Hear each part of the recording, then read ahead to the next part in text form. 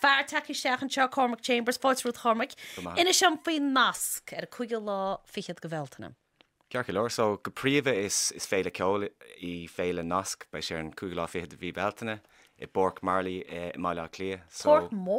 Porkmore agus tá de gúsáid an daine bheitcha hús ag longitude bheith is acu an áit go mbíonn an cinál VIP area sin an áit go mbeidh féile arsúil, so níl sé chomórla longitude go fáil. Tá cuppa bliain rá. Sin é. So I measc na ceoltarí bei ceol is féile pobeléid an chud is mó, féile cluine agus féile ceol. Agus is socha go de gurí fuinneó go thuirt den ceol gailech agus den ceol folk seachas ceol tír, mar chunig mé gur an astruchan folk ná ceol tír agus na daoine is mína faoi Dolly Parton. Barnabas, cefi ceol na líine nó ceol dúchsach? Sin go dtíirce a gceis nach ceol na líine. Gur des geirtílam sa ceol dúchsach an focail is fearr. Ceap mar I ceart aige. So ceol, sin é. Ceol tradiisiún agus ceol dúchsach mar sin. Agus ina sem ceá go bhacha siad nó becha Tá am go bé mar a geol, Tá bé mar an gáil go freisin mar tarlín se go leor na ceoltarí take tá gail gacha bit go bin cóharlúins. Ach ag an nám céanna tá béim féile gun chláán féile cluine ceá gur heasta sé sinna cheaptú. Stocha hánig an concheap as annach chud ceol sa cheantar sin marall ar chréibh náhíí chláiste óin agus mar sin deag ar scoil náhíí rilí go príomh. Agus an sin bheit héine caiint am rathir agus Kieran Hanran híháin bhí muidir déna Cayley House húsa agus is dúirt méid sin ceol cheantar se agus tá daoine áitiúla ní ecann siad é. Ní ecann siad an ceol sin. So an rud a dúirt mu ná deagroch mit gigs níos lú agus tá sé dinnersúil le fescin le ran séán sa cheantar. Agus tá an séán, so dúirt mu right. Spáinn se freisin níl an stair nílan an aantas ag gantar sin, mai nach le stairigeis, ach tá rálún in is na ríide. Héis chuneal lerbla sé geol sa gantar. An san cartad. Agus beidir as seo tu go rud cínta waras agus sin bé an cháil, dingin tú, mar caihan cáil tus nó áiticínt. Tá muidir gur stair bhonú, agus an bonús seo chur síos go mbeidh féile seo dul raid gach blian, agus go mbeidh daoine sú leis gach blian, go mbeidh ceol gailech agus ceol na níine I Bork Marley.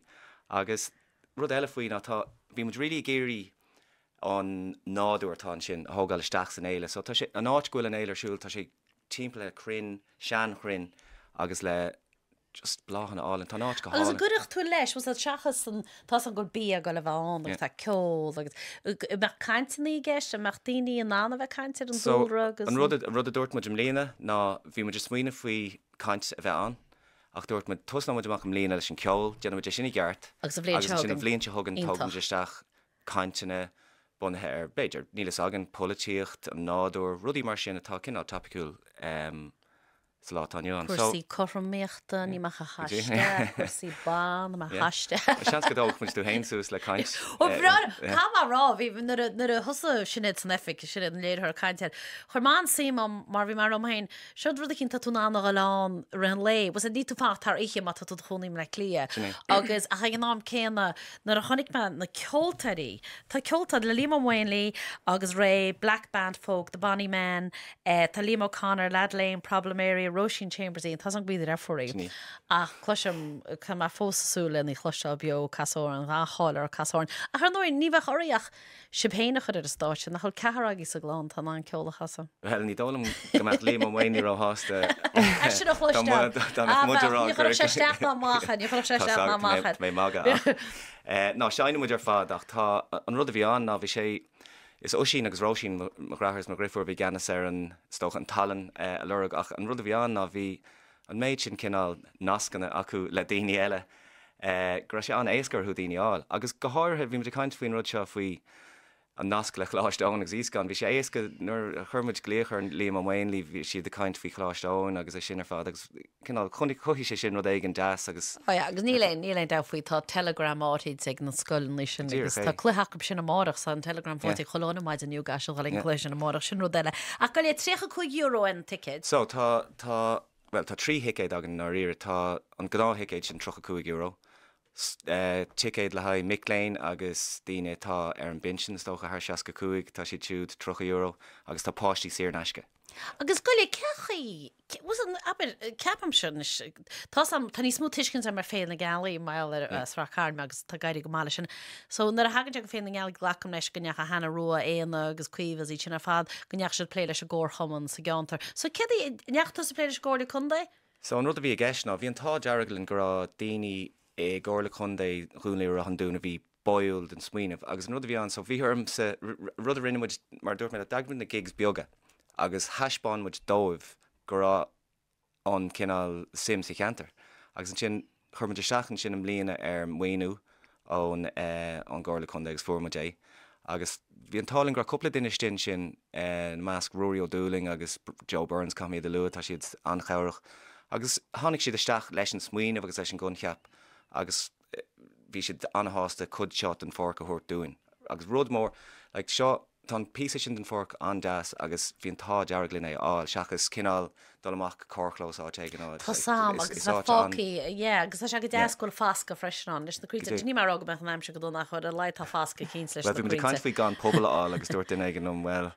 Tá sé difriúil bheith seaamh ar feá or a chléig sa bháisteach ach 8 nuair chléig tá sé beag an ag. Tá na choní sa Spáin is ag tú mí ag an aimse bhrá. Cechan dhéanaan tú an ú tú sal san á nó tún sin go fád tearmach nó geirteach. Well, stocha ní me connig go fád tearm go spáint mé sin ar bhris ar mé thusam am fust le bh an céile agus má fáiste so támuid hálas a bhs ach tá an rud a rinnemuid ná dúirt mé gin hin an teanghil ar fád leis an ggóla chundé agus an cinál obair sin ar fád agus leis an infrastruchtúr agus tá fergal mar rathir tá cólacht beor aige so tá si túúda déanana na vendors ar fád agus na daine ar fád agus an sin ósín agus rósín déanana an talan ar fad agus glóir den margicht agus mar sin de ar na meán chumarsáide agus meán sóisialta agus mar sin de go gine sem fúsa ce fáir thucra tú boga go geartteach.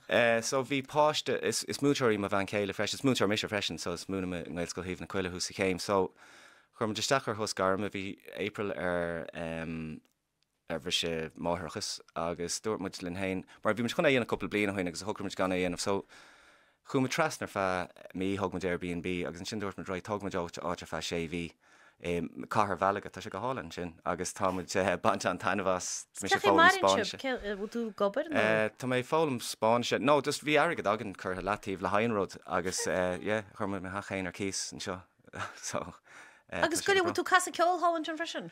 Bhí me just a caiintla duine an réir bhírálam go annach chud ceol gailech a Malaga agus níl mé trééis éanaar de go márála dar me sé se há. Is ceol téach ar ihe chéadín bhín seisiún ceol Spáinechan agus bhí mé trééis feh freistal ar sin ní mé trééis feh sein fáilt mé just a cir na túúns a chlostal ar dús agus an sin ach tá Ca mé lereg cá mé ach just tá mé cinál gnáthach an leintá leis an páiste agus le Spáinise.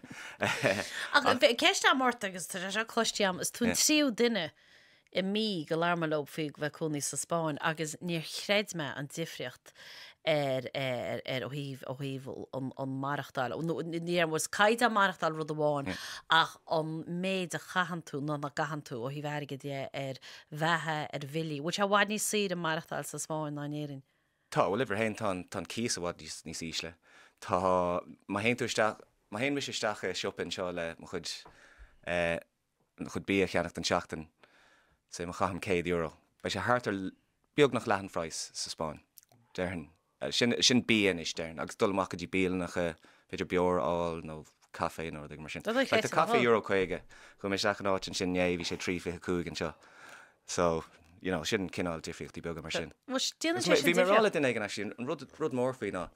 Déit a bheith sí timppla agus bheith géthe bí agus ácoppla deoch.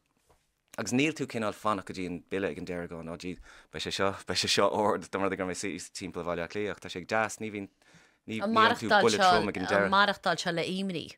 sin é. Sálaigh an stras bhhaach sé sin. I camar aga cúpla eile tá hart an níos cin am hain, is níla gasúach tá siad sanna cúnaí sa Spáin, agus tegann tú bháile in ríéis tá obracha, sin de reis ríist, agus sé fós ní síop, se séte. Agus tá annach éitetí freisin, so tá sean éasca gáil trasna agus arás agus más gád a teachtarrás go tapí níl sé róchas Ní sé rochach sinné. go le brethe techt go leor teachtarí take se go choráí sé chréite.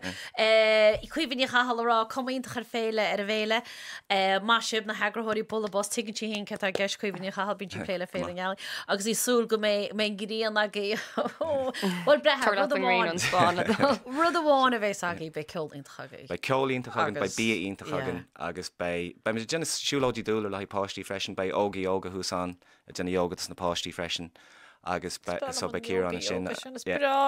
So bei rudí an de fáistí agus is stocha smuoine bheitcha na beidir dá jo téismthirí le páistí ritan lei. Déidir dís do bháilinn sin agus teach a reis mar bain banda acu mas fé le féile duna cinnta á má móáil in na gas bháil gus fannachtart. Gotíché gotíché.